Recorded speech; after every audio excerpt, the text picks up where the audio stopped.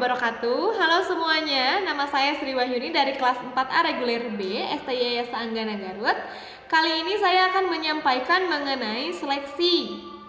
Seleksi adalah proses bertahap untuk memperoleh dan memanfaatkan berbagai informasi dari setiap para pelamar kerja guna untuk menentukan siapa saja yang akan diterima oleh perusahaan tersebut sebagai karyawan baru.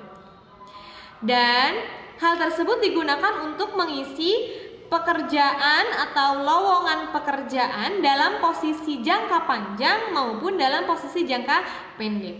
Dan proses seleksi ini biasanya dimulai dari masuknya surat lamaran kepada perusahaan dan diakhiri dengan keputusan dari perusahaan tersebut apakah akan menarik karyawan tersebut sebagai karyawan barunya ataupun tidak menarik atau tidak menerima para pelamar. Langkah dasar dari proses seleksi ada 4. Yang pertama, menentukan kriteria-kriteria yang diinginkan oleh perusahaan.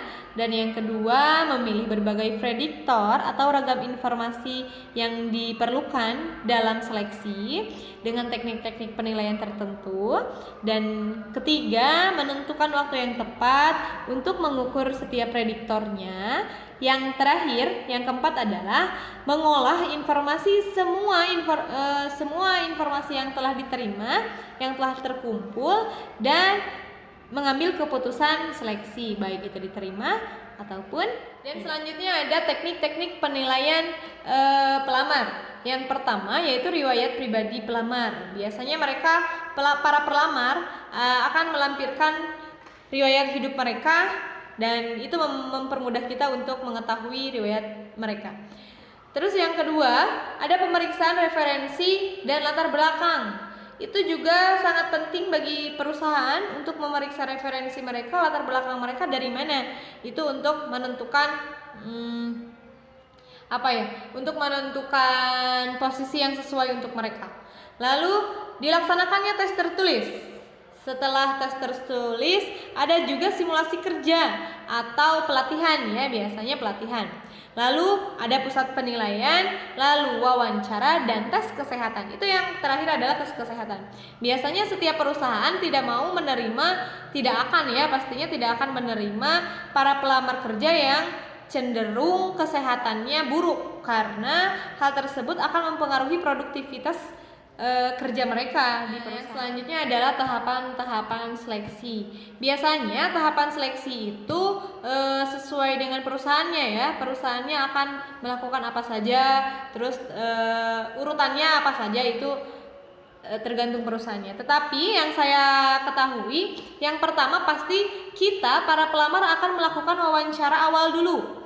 Setelah wawancara awal kita akan melakukan tes kerja. Yang kedua, terus setelah kita melakukan tes kerja tersebut, kita akan melakukan wawancara seleksi dari perusahaan yang diselenggarakan oleh perusahaan. Yang ketiga, pemeriksaan referensi dan latar belakang. Nah, ini yang sangat penting bagi perusahaan. Perusahaan itu harus mengetahui bahwa pelamar ini mempunyai latar belakang yang baguskah ataupun sebaliknya. Lalu pemeriksaan kesehatan ini juga sangat penting karena mempengaruhi produktivitas kerja para pelamar nantinya apabila diterima sebagai karyawan baru di perusahaan tersebut. Lalu wawancara dengan calon atasan. Nah, apabila kita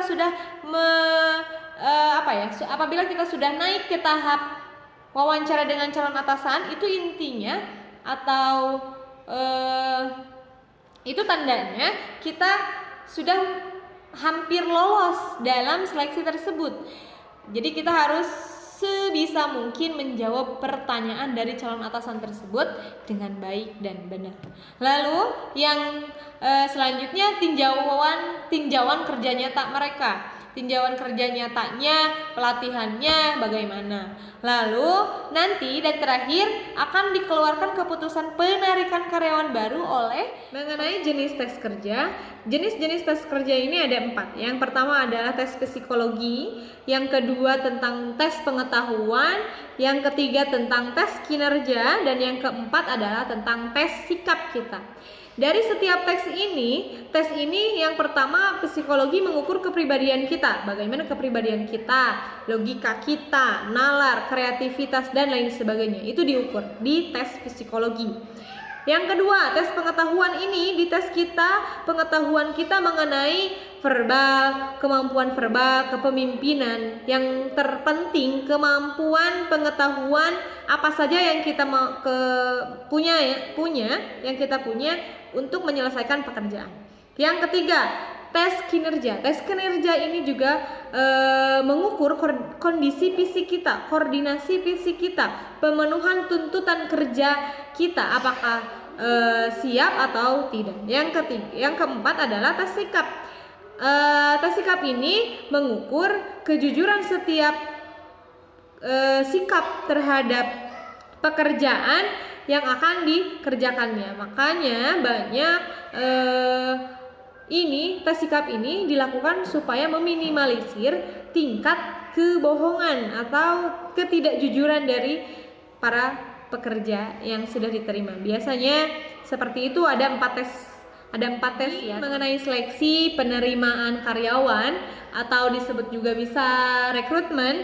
Itu melakukan beberapa tahapan-tahapan yang akan kita lakukan sebagai pelamar, baik di perusahaan industri, manufaktur dan lain sebagainya. Itu pasti ada sama seperti halnya perusahaan lainnya, akan melakukan beberapa tahapan-tahapan dalam penerimaan karyawan baru. Jadi kita sebagai calon pelamar kepada perusahaan, kita harus mempersiapkan semuanya, baik itu dari surat lamaran, dari tes psikologi kita, sikap kita, kemampuan kita semuanya, dari knowledge dan lain sebagainya, kemampuan kreativitas itu harus kita siapkan terlebih dahulu, agar setiap kita melamar kita tidak akan mendapatkan hasil yang tidak maksimal. Mungkin bisa saja kita mendapatkan hasil yang tidak maksimal apabila kita usahanya tidak semaksimal yang kita lakukan juga. Nah, dan mungkin sekian yang dapat saya sampaikan mengenai seleksi dan rekrutmen. Itu menurut saya ya teman-teman. Apabila teman-teman mempunyai ide atau kalian menemukan kesalahan, kalian dapat menghubungi saya agar saya bisa membenarkan atau saya bisa memperbaikinya lebih baik lagi ke depannya. Terima kasih. Assalamualaikum warahmatullahi wabarakatuh.